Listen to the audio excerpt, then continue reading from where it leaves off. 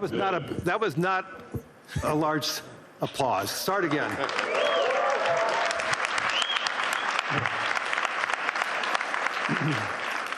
That's better. Thank you. Yeah, we're going to make this interesting. How many quotes are you going to want that are going to be after this session? I don't know. I mean, 5. Okay. So good afternoon, everyone. It's great to see everybody here. It's been an amazing week here in Davos. Hopefully everybody saw that we are having conversations here. Hopefully everybody agrees. There are some conversations that we may disagree. There's many conversations that we may have agreed, but through those conversations, and I think today's result with a peace agreement earlier today, the World Economic Forum is here to have those conversations, to have understandings, and also resolution. So it's an important component of who we and what we are, and I'm thrilled to have Elon Musk here. He came all the way from California to be here to see all of you. So thank you, Elon. You're most welcome. I heard about the formation of the Peace Summit, and I was like, is that PIEC? You know, a little piece of Greenland, a little piece of Venezuela. we got one. All we want is peace. Okay, I'm going to, as I said, I'm a pretty proud CEO of BlackRock since we went public. The compounding return of BlackRock to our shareholders was 21%. Since Elon took Tesla public, his compounded return is 43%. This is just another advertisement for everybody, especially for Europeans. This is why more citizens should be investing with growth, investing with their countries. Imagine if a lot of pension funds invested with Elon when Tesla went public, and how much return would all the pension funds that invested side by side with Elon and the growth. So a spectacular return. There's very few companies. Well, I don't think there's any other company as large as Tesla today that has that compounded return. So congratulations. Oh, thank you. It's a good measurement.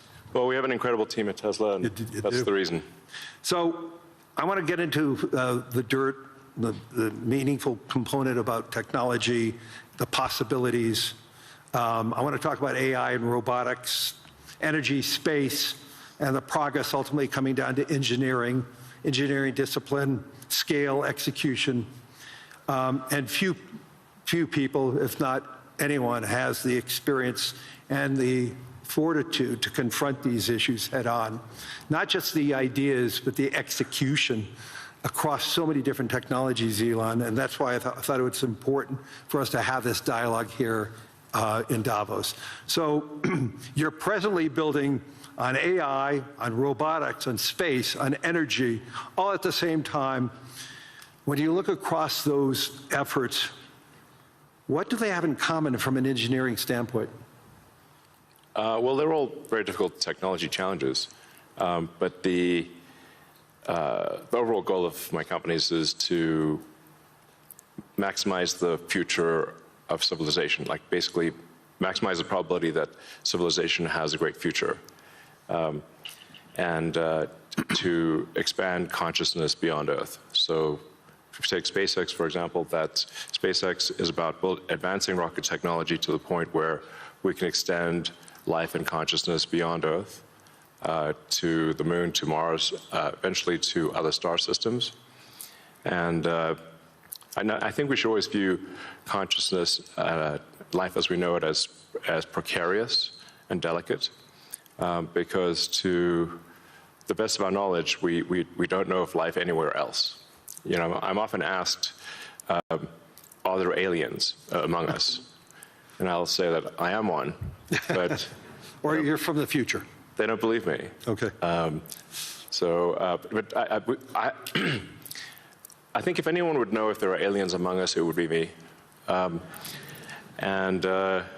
We have 9,000 satellites up there, and not once have we had to maneuver around an alien spaceship. So I'm like, I don't know.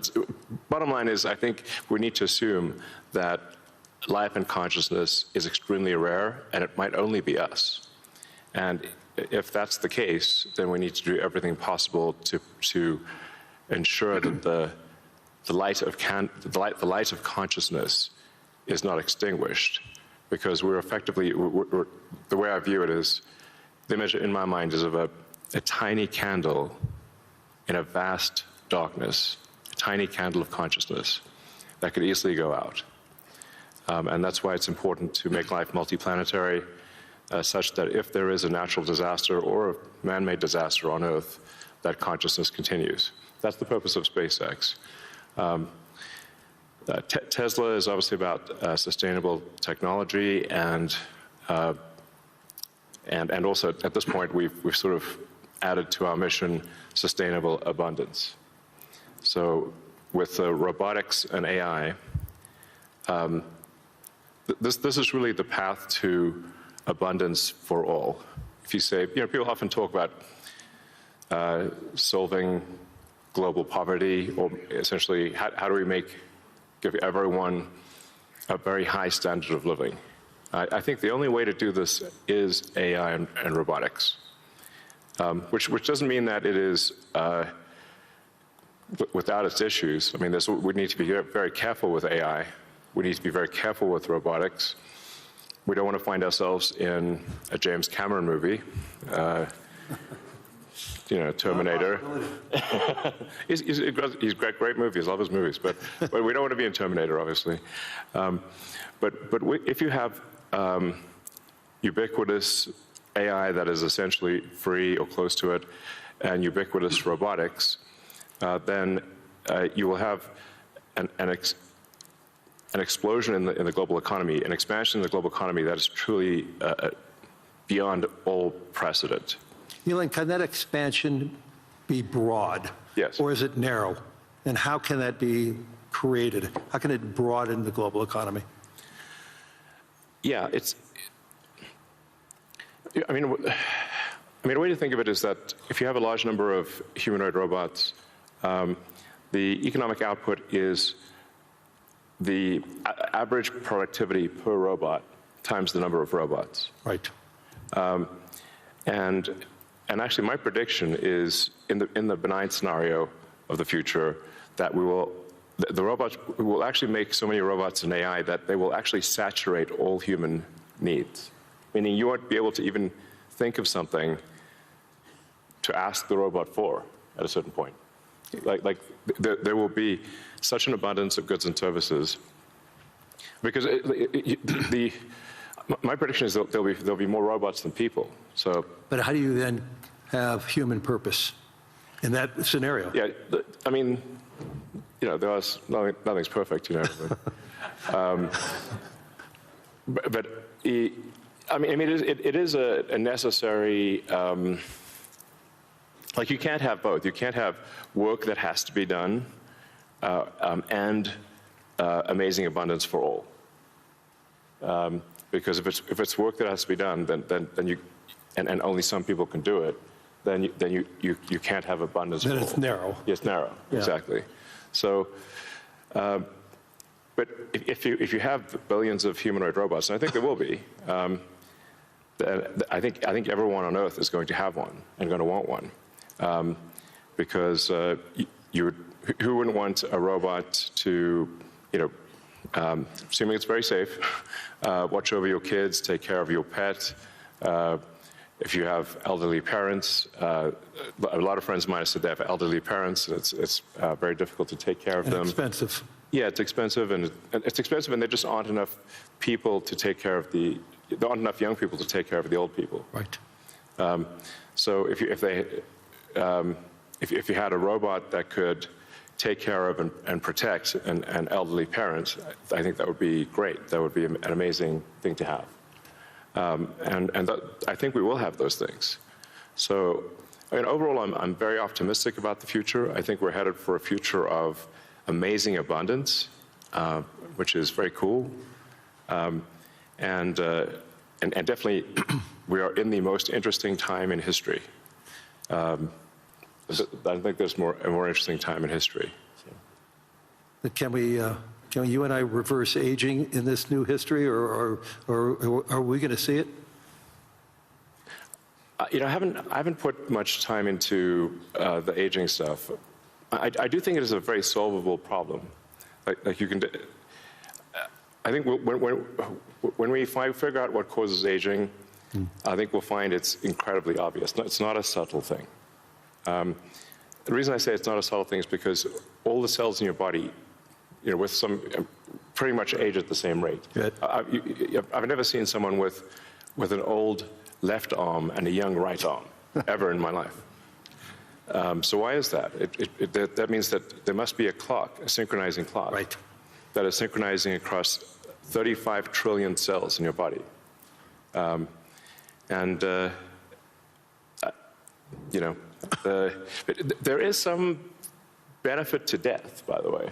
It's like there's a reason why we don't actually have a longer lifespan, because if people do live forever for a very long time, I think there's some risk of an ossification of society, of things just getting kind of locked in place, and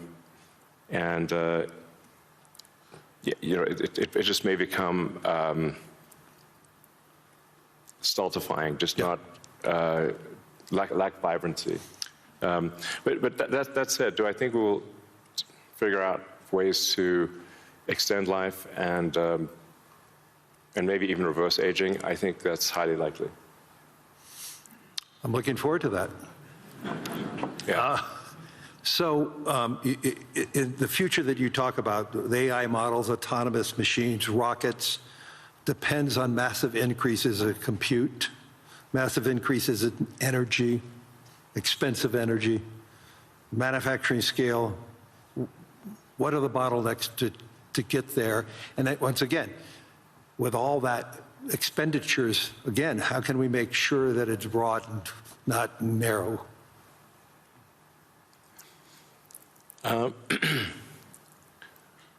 I just think the natural thing is it's going to be very broad, because AI companies will seek as many customers as they possibly can, and the cost of AI is already very low, and it's plummeting every year. I mean, the cost of AI is almost meaningfully changing on a month-to-month basis. There's open models now everywhere. Yeah. Yes, there's open models, and the open models only lag. They're maybe a year behind. Right. The sort of closed models. So I think the AI companies will seek as many customers as possible, which means they'll provide AI to the world. But the cost of getting to there, the compute, the chips, the fab, the powering, that to me, what are the you know, those are huge. The limiting factor. Yeah, I think the limiting factor for AI deployment is fundamentally electrical power. It's just right. It's energy. Yeah. I mean, we're seeing the rate of AI chip production increase exponentially, but the rate of electricity being brought online is 3%, 4% a year, yeah. max. Yeah. It's clear that we're very soon, maybe even later this year, we'll be producing more chips than we can turn on. Except for China. China's growth in electricity is tremendous. They're building 100 gigawatts of nuclear as we speak. Actually, solar is the biggest thing in China. So I believe China's production capacity on solar is 1,500 gigawatts a year, and they're deploying over 1,000 gigawatts a year of solar. Now, you know, for continuous solar load, you divide that by roughly, I don't know, 4 or 5. Call it that's around 250 gigawatts of steady state power paired with batteries.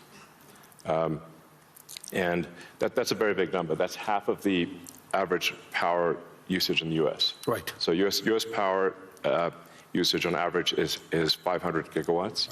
China, just in solar, in solar that can provide steady state power, and batteries can do half of the U.S. electricity output per year just with solar. Solar is by far the biggest source of energy. And actually, when you look beyond, or even on Earth, but certainly beyond Earth, the sun rounds up to 100% of all energy. This is an important thing to consider. So the sun is 99.8% of the mass of the solar system. Jupiter is about 0.1%, and everything else is miscellaneous. Now, even if you were to burn Jupiter in a thermonuclear reactor, the amount of energy produced by the sun would still round up to 100%, because Jupiter is only 0.1%. If you teleported 3 more Jupiters into our solar system, and burnt 3 more Jupiters and everything else in the solar system, the sun's energy would still round up to 100%. So it's really all about the sun. And that's why one of the things we'll be doing with SpaceX within a few years is launching solar-powered AI satellites. Right. Because the space is really the source of immense power, and then you don't need to take up any room on Earth. There's so much room in space, and you can scale to enormous. I mean, you can scale to, I think, ultimately hundreds of terawatts a year.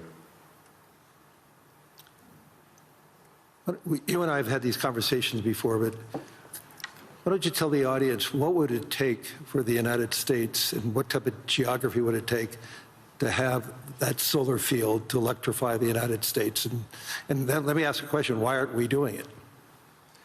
Yeah, so, I mean, I guess a rough way to think about it is 100 miles by 100 miles, or call it, I don't know, 160 kilometers by 160 kilometers of solar is enough to power the entire United States.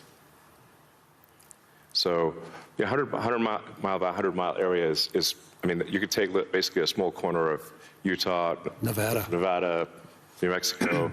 Obviously, you wouldn't want it all in one place, but it is a very small percentage of the area of the U.S. to generate all of the electricity that the U.S. uses. And the same is true, actually, I mean, for Europe. You could take a small part, you could take relatively unpopulated areas of, say, Spain and Sicily, and generate all of the electricity power that Europe needs. So why don't you think that there's a movement towards that here and in the United States?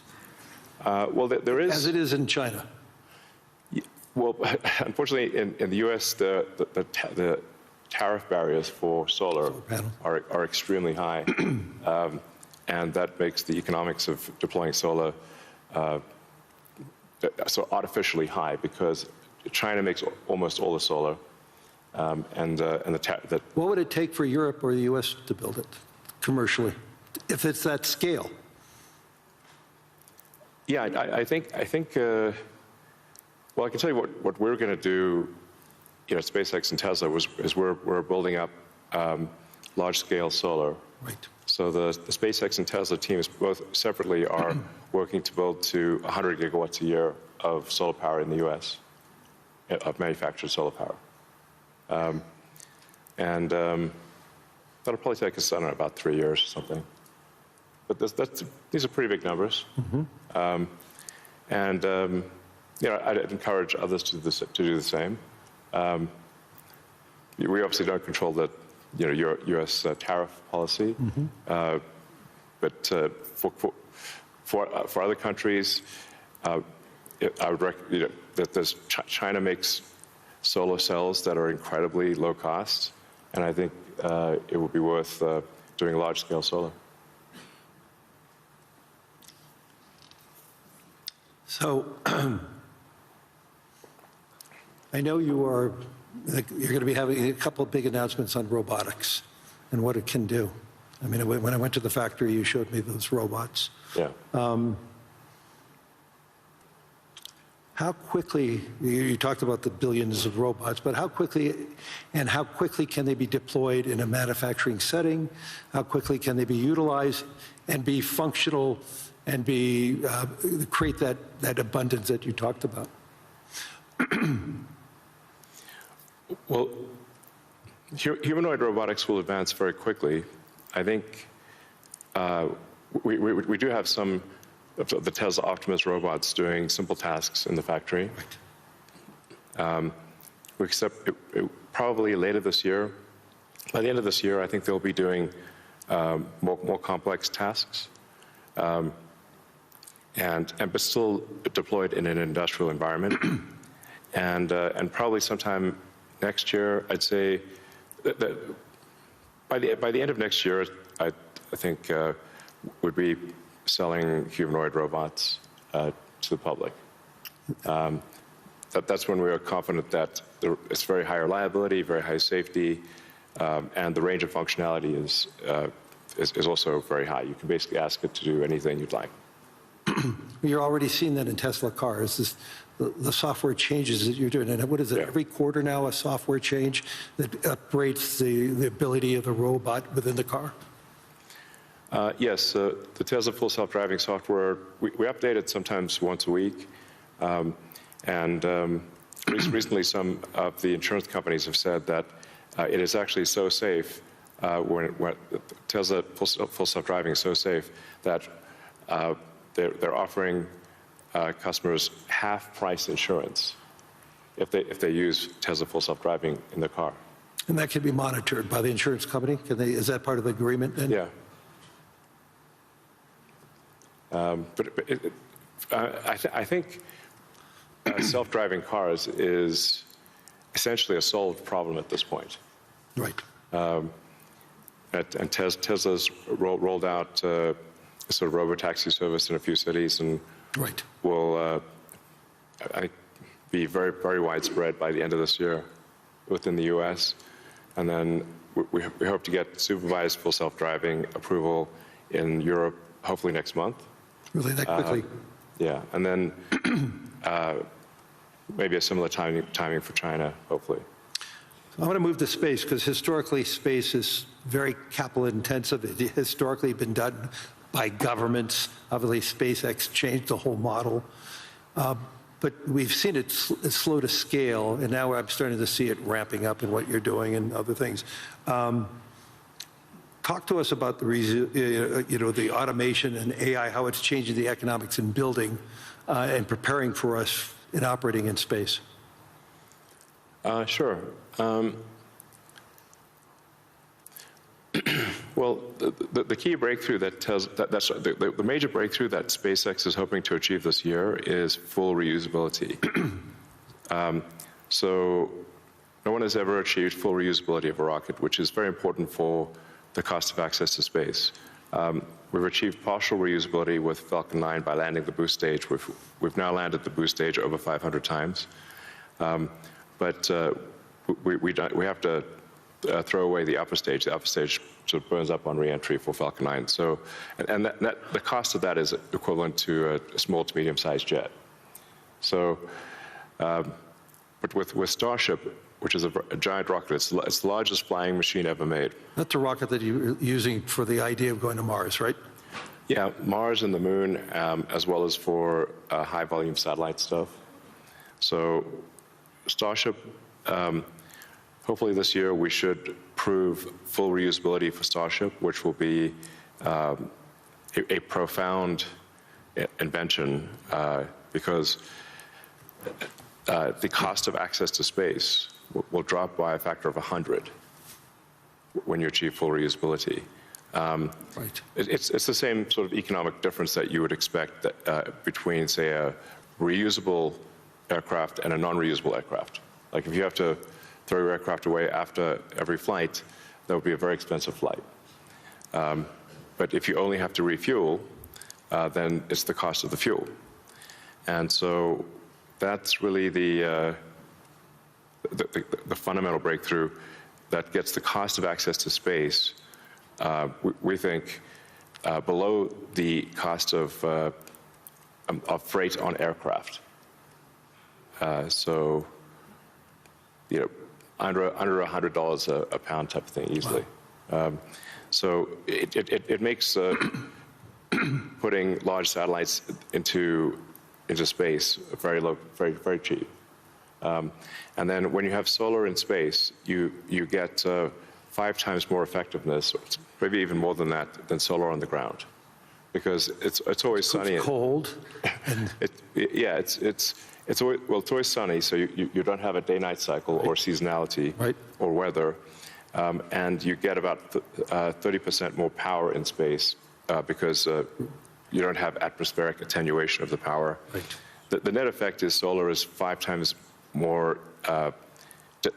Any given solar panel will do 5 times more energy in space than on the ground. Is there any capacity in doing that and then taking that power and bringing it back to Earth? Is there any way of doing that, or you're just taking that power and utilizing it for the needs, like building AI data centers in space? I think the case, it's a no-brainer for building solar-powered AI data centers in space, because as you mentioned, it's also very cold in space. If you're in the shadow, then it's very cold in space, just 3 degrees Kelvin. So you just have solar panels facing the sun, and then a radiator that's pointed away from the sun, so it has no sun incidence, and then it's just cooling. It's a very efficient cooling system. So net effect is that the lowest cost place to put AI will be space, and that'll be true within 2 years, maybe 3 at the latest. Wow. So looking 10 or 20 years out, how would you describe success with AI or space technology, and where do you see it? Are you more certain what's going to happen in the next 3 years, or 5 or 10? I don't know what's going to happen in 10 years, but the rate at which AI is progressing, I think we might have AI that is smarter than any human by the end of this year, and I would say no later than next year. Wow.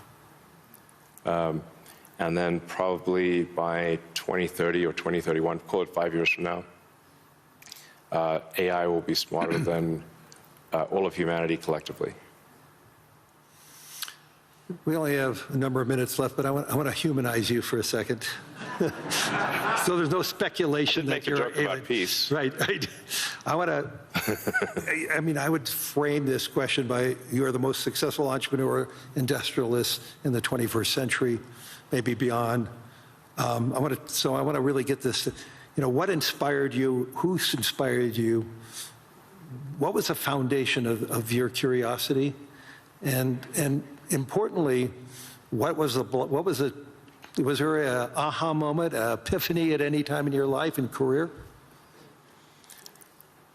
Well, as a kid, I read a lot of science fiction, sci-fi, fantasy books. Yep, we talked about that. And comic books, and I always liked technology. I didn't expect to be where I am today. That seems incredibly implausible. But I was inspired by reading about books about the future, about science fiction, and I guess I want to make science fiction not fiction forever. At some point, turn science fiction to science fact. We want to have like Starfleet and Star Trek, really, for real, like where we actually have giant spaceships traveling through space, going to other planets, traveling to other star systems. I'm just interested if I could be beamed up to go back to New York. I'd like to just be beamed back to New York instead of flying. Yeah. Talking about Star Trek. No, I guess my essential, what I would call the philosophy of curiosity. I'd like to understand the meaning of life. Is the standard model of physics correct regarding the beginning of life, beginning of existence, and the end of the universe? What questions do we not know to ask that we should ask? And AI will help us with these things. So I'm just trying to understand, how do we get here? What's going on? What's real? Are there aliens? Maybe there are.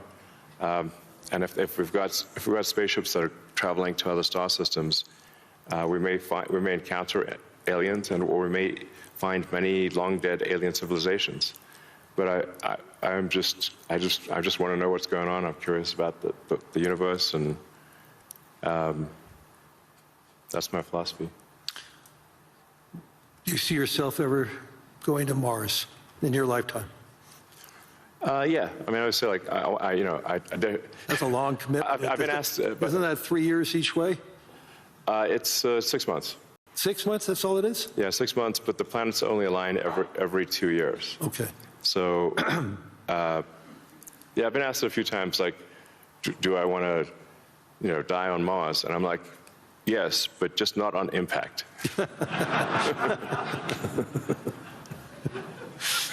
That's a good answer. Anyway, we're out of time. Hopefully everybody enjoyed this. I mean, there's so many myths around Elon Musk. I could tell you he's a great friend, and I constantly learn so much from him. And I'm totally inspired by what he has done. I've been inspired who he is, and I'm totally inspired by his vision of the future. And I don't think it's such a bad future, and I agree with his optimism. So, Elon, thank you. Any last words? Well, I think my last words would be, I would encourage everyone to be optimistic and excited about the future. Good.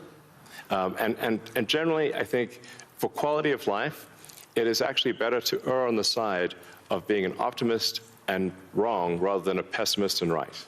On that note.